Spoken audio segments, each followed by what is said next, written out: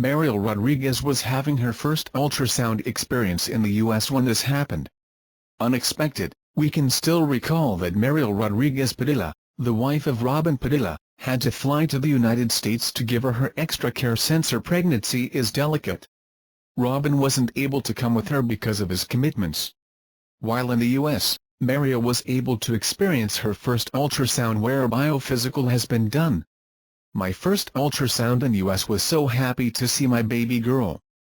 Thank you Tita Maricon for accompanying us. It was a biophysical ultrasound wherein Isabella was supposed to do a series of movements within 30 minutes.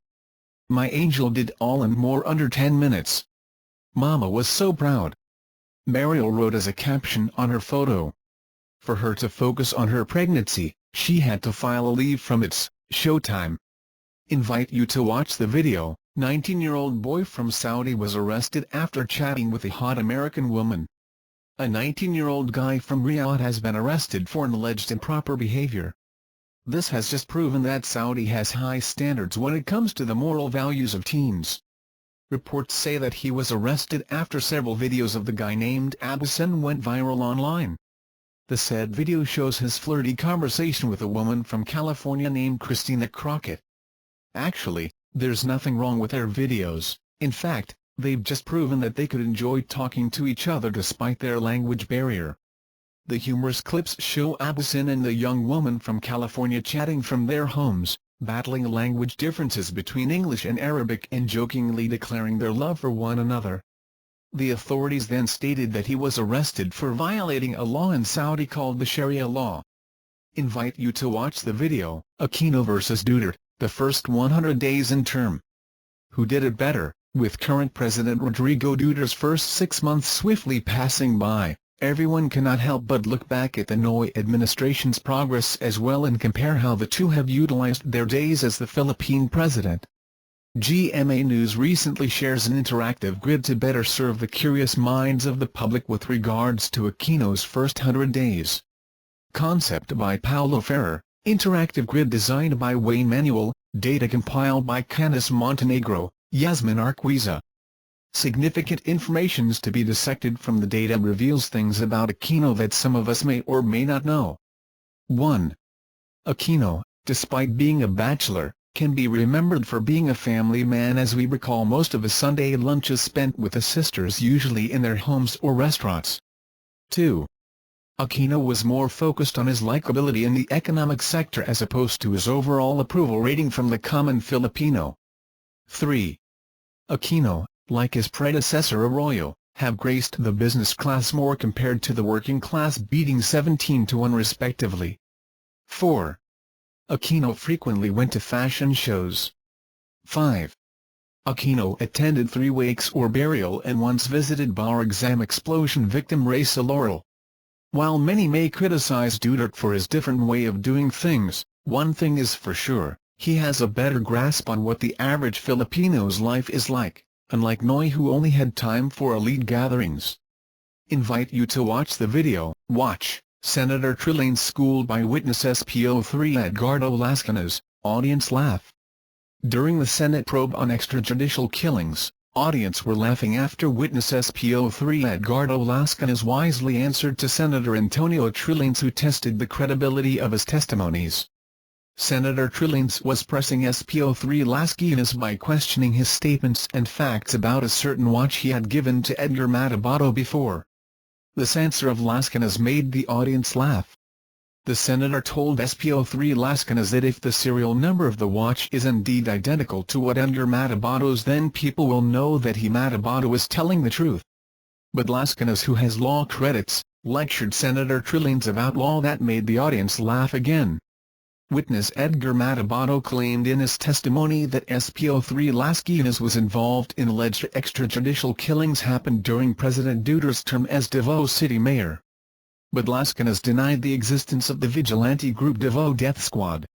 Invite you to watch the video. Mark Anthony nabbed for 1K of marijuana. Actor Mark Anthony Fernandez was arrested in Angeles City, Pampanga at around 8:30 p.m. on Monday after police allegedly found a kilo of marijuana in his Ford Mustang. Police manning a checkpoint reportedly tried to pull over Fernandez's yellow Mustang along MacArthur Highway in Barangay Virgen de los Remedios. Instead of stopping, Fernandez allegedly sped south toward San Fernando but was stalled by traffic a kilometer away.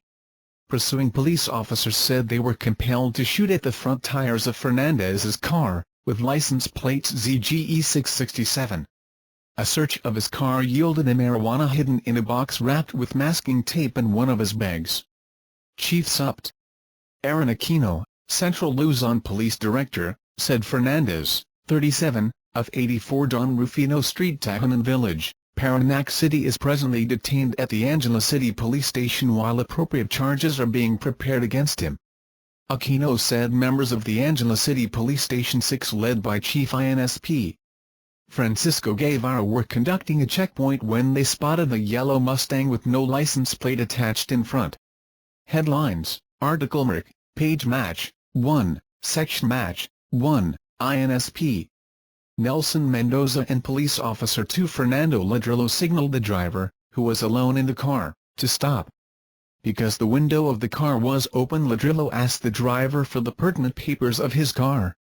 PO2 Jason Dimaculangan conducted visual inspection and spotted an open dark blue bag, and on top of its contents was a torn plastic bag with what appeared to be suspected marijuana, Aquino said. Dimaculangan told his colleagues, "May marijuana." At that point, the driver sped away. The police team gave chase until the suspect was caught in heavy traffic along the highway. The policeman found marijuana inside the dark blue bag weighing 1 kilo, a small yellow plastic with marijuana residue and a mechanical grinder of marijuana leaves. Fernandez denied owning the kilo of dried marijuana leaves, claiming it was planted. He admitted the small pack of marijuana was his and that his doctor had advised him to take medical marijuana for his cancer since 2008. Fernandez is the son of the late actor Rudy Fernandez and actress and former Parañaque counselor Alma Moreno. He was a member of the group of young actors called Gapings in the 1990s. Fernandez had previously undergone rehabilitation for drug abuse. Will it succeed? Meanwhile, Senator Francis Pangilinan expressed doubts yesterday that President Duterte's campaign against illegal drugs will achieve total success, pointing out that thousands of suspected drug pushers and users have recently surrendered in Davao City, where Duterte served as mayor for 2 decades. Pangilinan cited a July 27, 2016 report from Sunstar Davao, showing 4,938 drug users and pushers surrendered to the Davao City Police based on records of the Police Regional Office, PRO, in Davao Region. If the Davao City anti-illegal drugs campaign did not succeed in stamping out and eliminating pushers and addicts in Davao City under President Duterte's 24-year stint as mayor, what makes us think that the nationwide campaign against illegal drugs will succeed in 6 months, extended to another 6 months? Pangilinan said on his personal Facebook account. Invite you to watch the video. Aguirre on video, "Don't look at me." Justice Secretary Vitaliano Aguirre II and House members on Tuesday backed off from a much-criticized plan to play a supposed sex tape of Senator Leila de Lima in a committee hearing on drug activities at the National Penitentiary this week. "I was not the one forcing the showing of the video. Actually, it was the call of the committee," Aguirre told reporters.